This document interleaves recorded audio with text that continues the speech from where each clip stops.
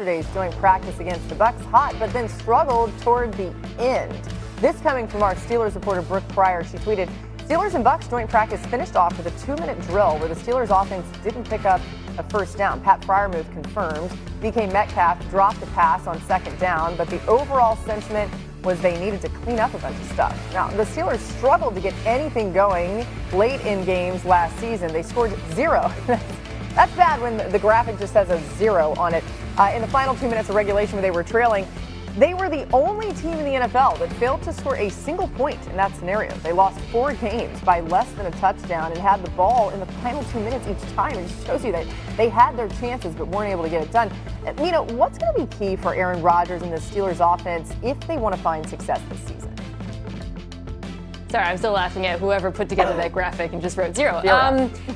I think improving on that first and foremost. A couple of things come to mind. They got to run the football better. That was clearly a priority for them. They drafted Caleb Johnson in the 3rd round. The offensive line is being reshuffled a little bit. But I think any offense with Aaron Rodgers that's successful in 2025 has to be led by a run game, first and foremost.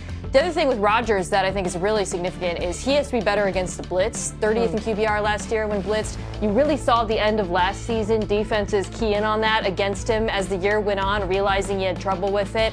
So for Pittsburgh, that's obviously starts with pass protection. That's giving him outlets, and like Jonnu Smith, for example.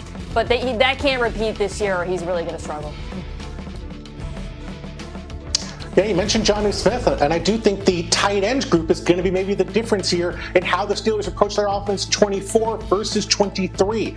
Arthur Smith has always loved more 2-3 tight end sets. He's always loved Jonnu Smith, of course. Now he has him with Pat Freiermuth, with Darnell Washington. That is going to be a group where I think we're going to see a lot more 12, 13 personnel, 2, even 3 tight ends in the field, and that has been something Aaron Rodgers has been better with over the past 3 seasons. He is 15th in the NFL in QBR when he has 2 or more tight ends on the field over that stretch, 30th in QBR with 1 or less. So maybe more tight ends split out wide or in line, maybe giving longer paths to those pass rushers, maybe creating some defensive mismatches, giving Rodgers opportunities to find linebackers in coverage, safeties in coverage, make his life a little easier against those blitzes.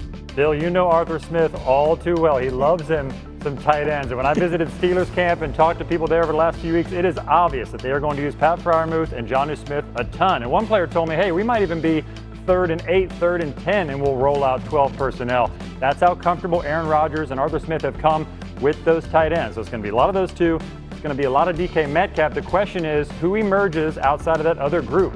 Calvin Austin, Roman Wilson. They need those guys in a big way. Yeah, they've got the pieces. Just got to figure out who exactly is going to step up. The Steelers haven't ranked in the top 10 in points per game since 2018. That was a long time. That was like 7 years ago. It doesn't feel like that long ago. All right, check in on some teams impacted by major changes on the offensive side of the ball. We're going to start in Detroit, where star receiver Amon-Ra St. Brown looks to put Lions' offensive struggles in the rearview mirror. You don't need to say it's a white elephant. We feel like as an offense, maybe this camp, there has been some struggles for us as an offense, but I think that's normal. You got new coaches, different things, moving parts, and you're going against a really good defense every day. For us as an offense, we know, the ability that we have, the playmakers we have, the quarterback we have, the O-line. So it's just a matter of time for us to just keep getting better, improving. Like I said, that's the name of the game for us right now. And as long as we can just keep stacking days, I think we'll be just fine. Yeah, so maybe some hiccups in camp, but man, this Lions offense was elite with Ben Johnson as offensive coordinator. Moving on from that, of course, but they ranked top 5 in both points and yards per game in each of his 3 seasons. It was a huge improvement from where the Lions were, as they ranked 20th or worse in those categories in 2020 and 21. Jeremy, what are you hearing about how the Lions offense has adjusted to new offensive coordinator John Morton?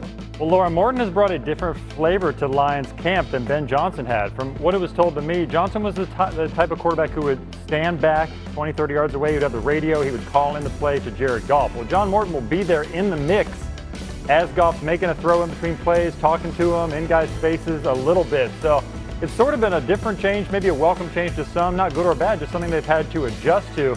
But this is going to be hard to mess up because the Lions, from what I saw at their camp, they're even more talented than they were a year ago. Also watch for Jared Goff to have more ownership on this offense. He's in his 10th year now. He told me he's more comfortable speaking up with Morton. They already have a good chemistry. He'll tell him if he doesn't like something or if he wants to run a play that they're not utilizing enough. So Morton walks into a great situation. As Jeremy alluded to, the Lions are still stacked offensively. I think for him, there's two challenges, though, in replacing Ben Johnson. One is the Lions do have change on the interior of their offensive line, center, guard position. So if there are struggles early on, Morton has to show, can he make adjustments to that? Maybe it's a different style of run game. Maybe it's more quick game.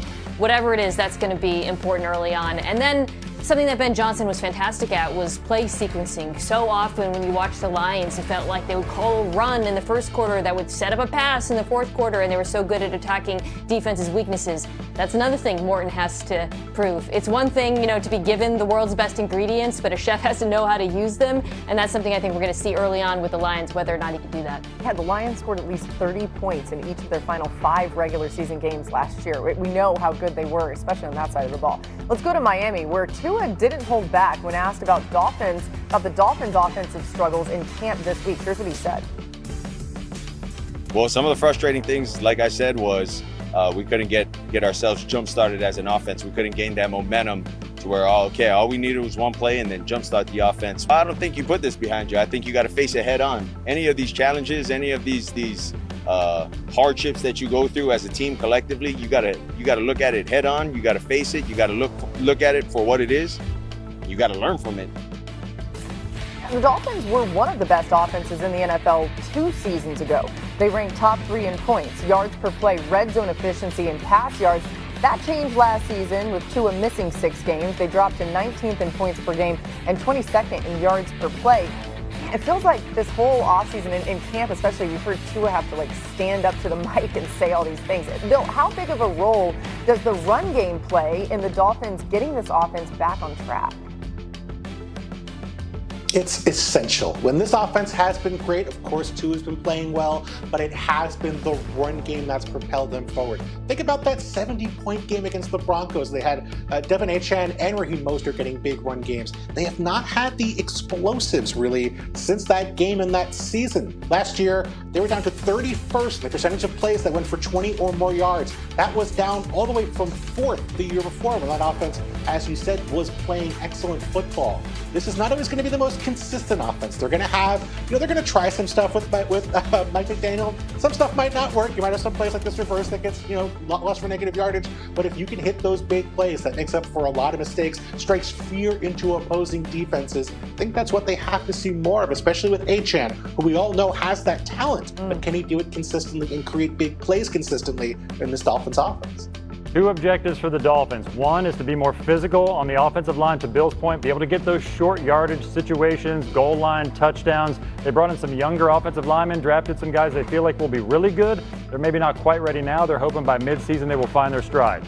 And the Dolphins have to get the most out of Tyreek Hill. It's funny, over the last week, I've talked to several teams who wonder if Hill will be an eventual trade target down the line, maybe closer to the deadline. I was told the Dolphins have no plans to trade him, so it appears that they are all in on Hill for 2025. He had a down year. He had to rebuild some trust this offseason with Tua and others after quitting on that last week of the season.